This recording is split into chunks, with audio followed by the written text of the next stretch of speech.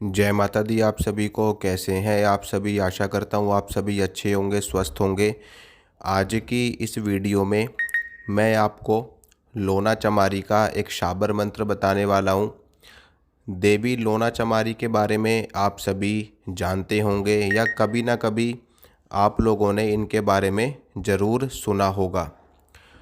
लोना चमारिन एक बहुत बड़ी शक्ति है, अपने आप में एक बहुत बड़ी योगिनी का दर्जा इनको प्राप्त है। आप इनको देवी के रूप में देख सकते हैं।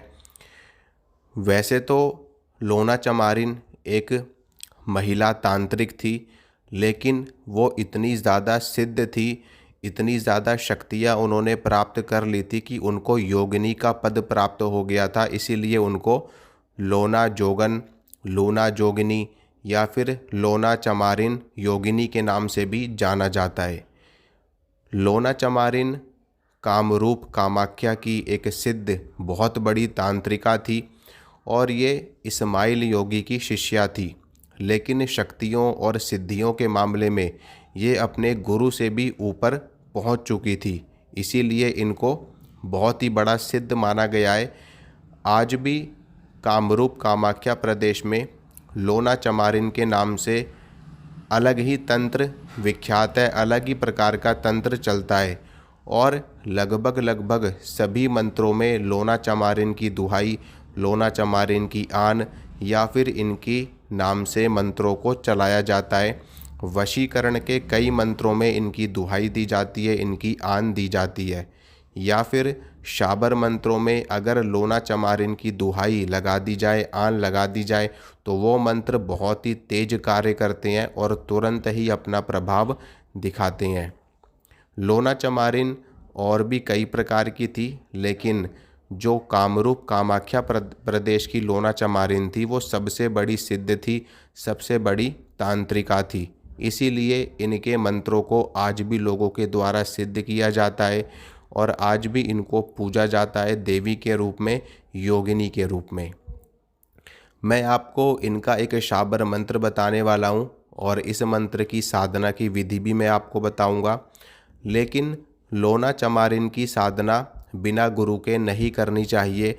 ये गुरु शिष्य परंपरागत तरीके से साधना करी जाती है इनकी, और बिना गुरु दीक्षा के इनकी साधना नहीं करनी चाहिए। गुरु आज्ञा लेकर के, गुरु दीक्षा लेकर के उसके बाद ही इनकी साधना करनी चाहिए, तो बहुत ही अच्छा रहता है।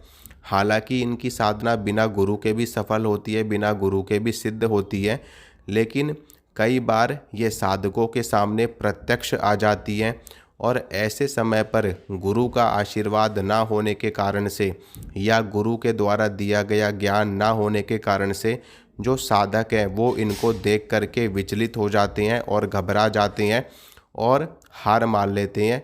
हालांकि किसी भी प्रकार का कोई नुकसान नहीं होता है, लेकिन फिर भी जब साधकों के सामने इस तरह की कोई भी स्थिति पैदा होती है तो साधक घबरा जाते हैं। लोना चमारिन एक ऐसी देवी हैं, एक ऐसी शक्ति हैं, अगर आपने इनकी सिद्धि कर ली या इनको आपने सिद्ध कर लिया या इनको आपने अपनी साधना से, अपनी सेवा से प्रसन्न कर लिया, तो ये आपको तंत्र के क्षेत्र में महारत हासिल करवा सकती हैं। और सबसे अच्छी बात तो ये है कि इनकी साधना, इनकी सिद्धि बहुत जल्दी साधकों को प्राप्त होती है और इनकी साधना में प्रत्यक्षीकरण भी 100% होता ही होता है। ऐसा बहुत ही कम देखा गया है, कोई बहुत ही कम ऐसे साधक हैं जिन्होंने इनकी साधना करी हो और उनको प्रत्यक्षीकरण ना हुआ हो। उसमें भी कहीं ना कहीं साधकों की कोई ना कोई गलती होती ही है। वो साधना नियम से नहीं करते या ब्रह्मचर्य का पालन नहीं करते या कोई ना कोई गलती कर देते हैं जिसके कारण से उनको प्रत्यक्षीकरण नहीं हो पाता। नहीं तो मोस्टली साधकों को इनका प्रत्यक्षीकरण होता ही होता है, क्योंकि ये बहुत तेज कार्य करने वाली शक्ति है, बहुत तेज काम करती है। लोना चमारिन हो गई, गौ जोगिन हो गई, या फिर मंगला चमारिन हो गई, या फिर माता आसो मेहतरानी हो गई, माता मसानी हो गई, माता काली हो गई, बहुत सारी शक्तियाँ ऐसी हैं तंत्र के अंतर्गत आने वाली जो बहुत तेज कार्य करती हैं, और इनकी साधना करके, इनकी सिद्धि करके साधक बहुत बड़े बड़े चमत्कार दिखाते हैं। आपने देखा होगा कि किस प्रकार से लोग नींबू को हवा में उड़ा देते हैं, गरम गरम दूध अपने ऊपर डाल लेते हैं, या फिर अपने सामने बैठे हजारों सैकड़ों लोगों को मोहित कर लेते हैं। वो जैसा दिखाते हैं लोग वही वैसा समझते हैं। या फिर अपने हाथों में भभूति को ले आना, अपने हाथों से कबूतर निकाल देना, अपने हाथों से प्रसाद गायब कर देना। इस तरह की जो जादूगरी वाली चीज़ें होती हैं, ये सारी शक्तियाँ लोना चमारिन के मंत्रों को सिद्ध करके ही प्राप्त की जाती हैं, या अन्य जो इनसे संबंधित मंत्र होते हैं उनको सिद्ध करके प्राप्त किए जाते हैं। और इस तरह की तंत्र विद्या कामरूप कामाख्या प्रदेश में ही सबसे ज़्यादा प्रचलित है, और या फिर बंगाल से साधकों को प्राप्त होती है। खैर, मैं आपको देवी लोना चमारिन की साधना बताने वाला हूँ और मंत्र आपको बताने वाला हूँ। इनकी साधना अगर आपने सिद्ध कर ली तो ये एक ऐसी शक्ति है जो आपको गुरु की तरह मार्गदर्शन देती है, गुरु की तरह आपके साथ में चलती है और हमेशा आपको गाइड करती है, हमेशा आपको मार्गदर्शन देती है। इनकी साधना आपको माता के रूप में करनी चाहिए। जिस प्रकार से आप माँ भगवती जगदम्बा की आराधना साधना करते हैं, इसी प्रकार से आप इनको भी माता के रूप में सिद्ध करिए और इनसे कृपा प्राप्त करिए। जब ये आपके सामने आती हैं तो इनसे आप वचन भी ले सकते हैं, नहीं तो ये वैसे भी अपने साधकों पर, भक्तों पर कृपा कर देती हैं और बहुत बड़ी जादूगरनी है, बहुत बड़ी शक्ति है अपने आप में। किसी भी प्रकार का कैसा भी तंत्र हो, किसी भी प्रकार की कोई भी सिद्धि हो, साधना हो, ये आपको बहुत ही आसानी से करवा सकती हैं और हर प्रकार के तंत्र की काट ये जानती हैं और बड़ी ही आसानी से तंत्र को काट भी देती हैं। तो मैं आपको इनका मंत्र बताऊंगा। मंत्र शाबर मंत्र है। शाबर मंत्रों से ही इनकी साधना करी जाती है, जो कि तुरंत अपना प्रभाव दिखाते हैं।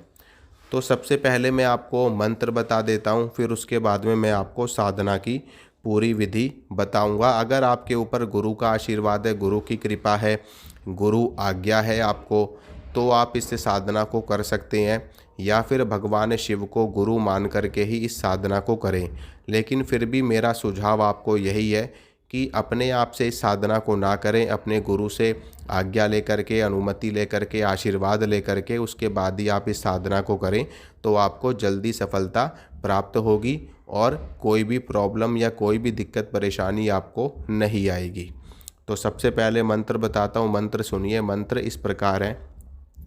ओम नमो आदेश। आदेश इस्माइल योगी को, जोगी का आदेश है आया, जाग जागरी लूना जोगन, तेरे गुरु के नाम से मैंने तुझे बुलाया, मेरी बुलाई ना आवे तो कामरूप की आन, तेरे गुरु की आन, कामाख्या माई की आन।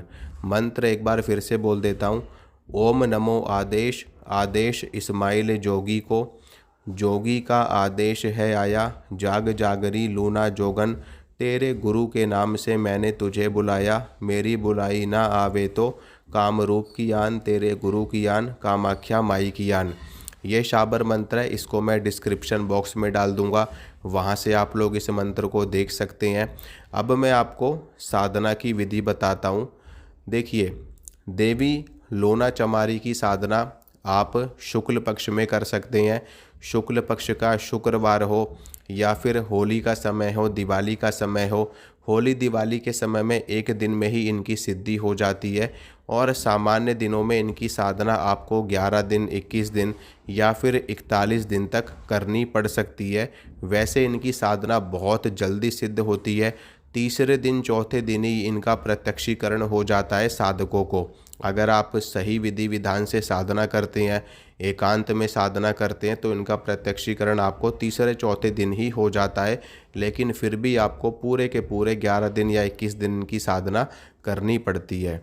तो शुक्ल पक्ष के शुक्रवार से या फिर सोमवार के दिन से आप इनकी साधना कर सकते हैं। पंचमी तिथि से भी इनकी साधना करी जाती है और पूर्णिमा तिथि से भी इनकी साधना करी जाती है। तो किसी भी शुभ दिन से आप इनकी साधना को शुरू करके 11 दिन तक या 21 दिन तक कर सकते हैं।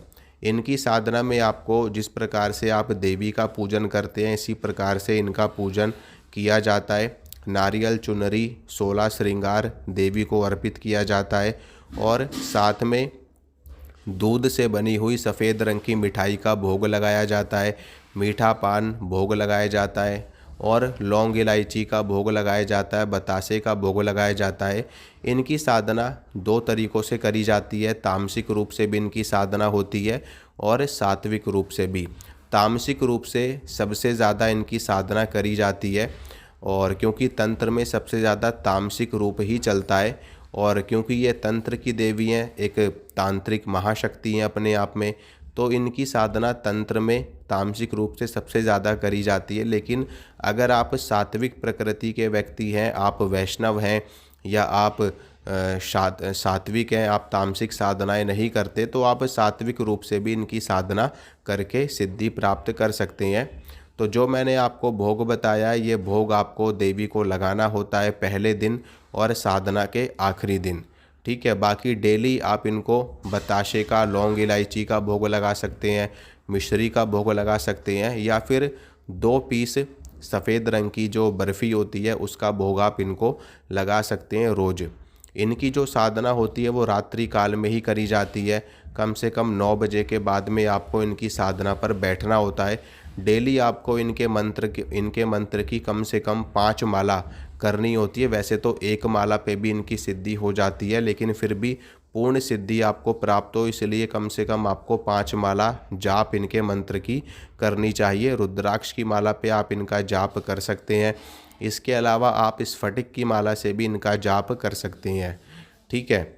और रात में ही आपको इनका जाप करना है। अपने इष्ट देवता, कुलदेवी कुलदेवता, पितरों का आशीर्वाद, क्षेत्रपाल का आशीर्वाद, सभी देवी देवताओं का, सभी शक्तियों का आशीर्वाद प्राप्त करके, गुरु का आशीर्वाद प्राप्त करके, गणेश भगवान का आशीर्वाद प्राप्त करके तब आपको इनकी साधना पर बैठना पड़ता है। उसके बाद आप इनकी साधना करिए। जब देवी का प्रत्यक्षीकरण आपको हो जाए तो आप देवी से वचन ले लें, देवी को भोग अर्पित करें, ठीक है। देवी भी आपको वचन देंगी और उसके बाद में जब भी आपको कोई भी कार्य हो किसी भी प्रकार का, आप देवी के मंत्र का जाप करेंगे तो देवी आपके सामने प्रत्यक्ष हो जाएंगी और आपका वो कार्य सिद्ध कर देंगी और अपना भोग भी आपको बता देंगी कि इस काम का क्या भोग वो आपसे प्राप्त करेंगी, ठीक है। कभी भी इनकी शक्तियों का गलत प्रयोग ना करें, ठीक है। गलत कार्य करने के लिए ना करें, किसी का नुकसान ना करें, किसी को हानि ना पहुंचाएं या किसी का वशीकरण ना करें बेफिजूल का, नहीं तो आपको नुकसान भी हो सकता है, ठीक है। अच्छे कार्यों के लिए शक्ति का प्रयोग करेंगे तो इससे आपकी सद्गति होगी और आपके परिवार की भी सद्गति होगी।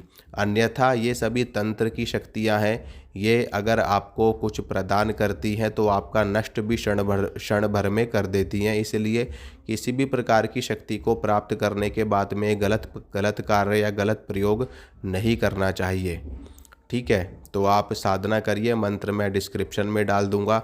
साधना में आपको ब्रह्मचर्य का पालन करना होता है। इनकी साधना में आपकी परीक्षा भी हो सकती है। हो सकता है कि देवी आपके सामने ऐसे स्वरूप में आ जाए कि आपकी काम वासना जागृत हो जाए या आपकी साधना खंडित हो जाए या आपका शीघ्र पतन या वीर्यपात आपका हो जाए। तो आपको धैर्य रखना है, किसी भी प्रकार की प्रतिक्रिया आपको नहीं देनी है, अपने ऊपर आपको संयम रखना है क्योंकि देवी परीक्षा लेती हैं। परीक्षा में जो साधक सफल होता है उसी को ही पूर्ण सिद्धि प्राप्त होती है। लेकिन अगर आप परीक्षा में विफल भी हो जाते हैं तो आपको चिंता करने की बात नहीं है, देवी आपका नुकसान नहीं करती। आप दोबारा से साधना शुरू कर सकते हैं।